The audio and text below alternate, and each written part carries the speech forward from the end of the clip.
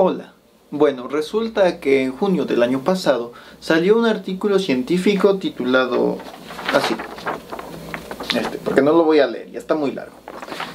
Pero básicamente el título dice que hay una nueva especie de loro del género Amazona que vive en la península de Yucatán, en México, y que acaba de ser descubierta. Y entonces al principio todo fue felicidad, y hasta salieron las noticias, y toda la cosa, y bien genial, y esta nueva especie de loro llamado Amazona Gómez Garzay estaba casi en todos lados, y hasta en mi inicio de Facebook estaba. Sin embargo, poco a poco, empezaron a salir cosas bastante poco convenientes para la descripción de una especie. Y resulta que el artículo tenía varias fallas graves, en donde se ponía en duda si realmente esa especie existía como tal o si todo era en realidad un fraude. Pero hace poco salió un artículo donde se explican estas fallas. Este de aquí.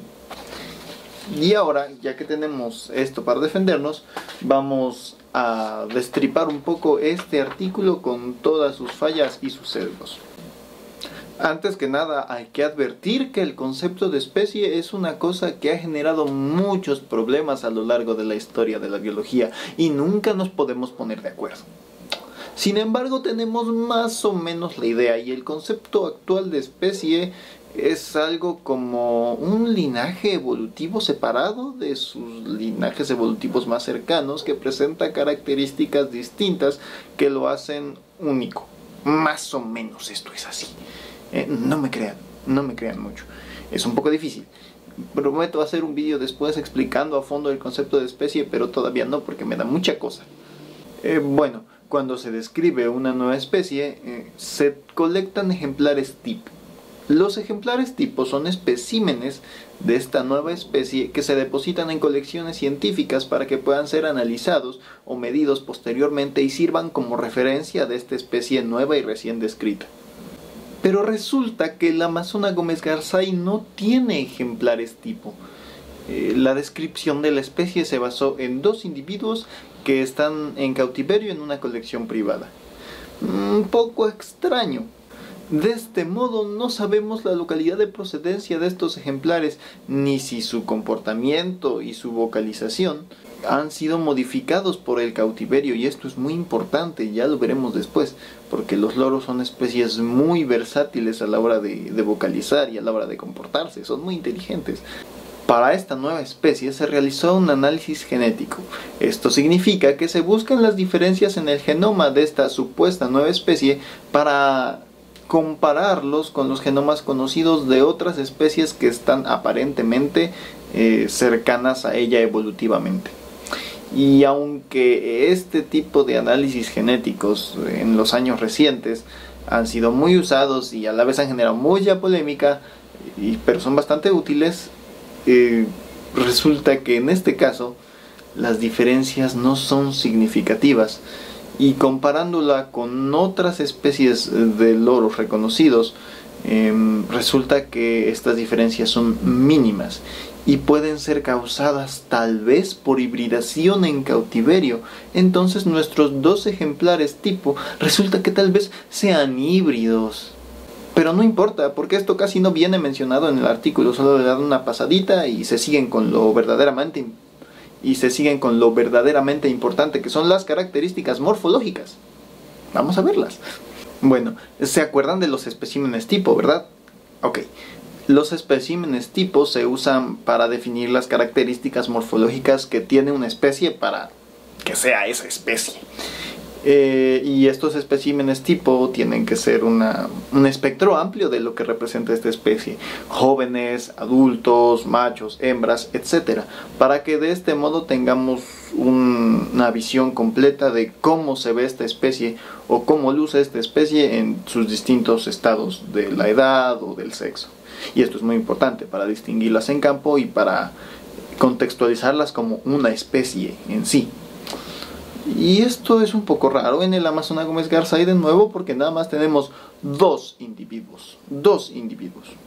Bueno, aunque no es tan raro, realmente no importa tanto, porque medidas las características morfológicas de estos individuos vivos y tomadas los patrones de color y todo esto, pues fácilmente los podemos comparar con los cientos de individuos en colecciones de su pariente vivo más cercano, que es el Amazon albifrons, ¿verdad? Sí, claro, podemos compararlos con los casi 600 que hay en varias colecciones científicas. Ok, entonces... ¿3? ¿3? ¿Dice 3? Sí, dice 3. ¿3 ejemplares? ¿Compararon con 3 ejemplares? Eso no es un tamaño de muestra. 3 ejemplares. 3 ejemplares distintos.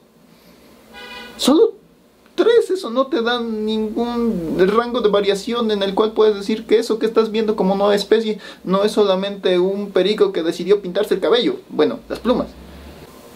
No me digas que nada más te quedaste con los 3 ejemplares que estaban más cerca de donde vives y no usaste los demás porque realmente no te convenía, porque no mostraban lo que querías. Espero que eso no haya sucedido. En este artículo también mencionan que otras características importantes del Amazona Gómez Garzay son su vocalización y su comportamiento. ¿Recuerdan lo que hablamos hace un ratito? Por el amor de Audubon, no puedes tú pensar que con 2 individuos en cautiverio, con comportamiento y vocalización, vas a definir a toda una especie, siendo los loros aves tan versátiles. Para la próxima que yo vea un loro en una jaula hablando, lo voy a describir como una nueva especie.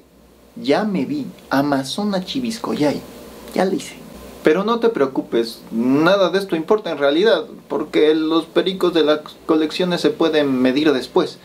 Lo importante es ir a campo y encontrar más individuos de esta nueva especie. Así que hay que ir a Yucatán y buscar a los individuos... ¿Qué? ¿Cómo? ¿Que los autores del artículo nunca fueron a campo a corroborar sus hipótesis sobre la especie? Bueno, no importa. Seguramente la gente de las localidades que ha vivido allí durante cientos de años conoce la especie porque es claramente distinta a las demás loros. ¿Cómo? ¿Que tampoco la conocen? ¿Que tampoco han visto nunca un loro con estas características? Pero si en el artículo mencionan que estas especies están hasta en los campos de cultivo, vaya que son tan comunes como las palomas. ¡Qué raro!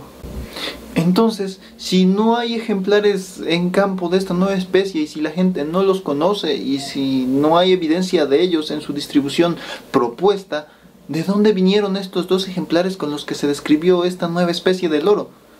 Están en cautiverio. ¿La evidencia genética nos dice que tal vez sean un híbrido? ¿Y por qué describir un híbrido como nueva especie? ¿Por mero gusto de tener una especie con tu nombre? ¿Porque tal vez la única pareja de una nueva especie recién descrita valga mucho en el mercado negro? ¿Quién sabe? Y eso es problemático, porque esas preguntas quedarán en el aire. Pero este no es el tipo de ornitología que queremos y necesitamos en México. Esto no es lo que los que hacemos ciencia necesitamos ver. Necesitamos ver conservación y taxonomía y sistemática correcta, pero esto no. Esto no. No, hasta sabe feo. En fin. Esta ha sido la triste y fraudulenta historia del loro de alas azules o Amazona Gómez Garzay.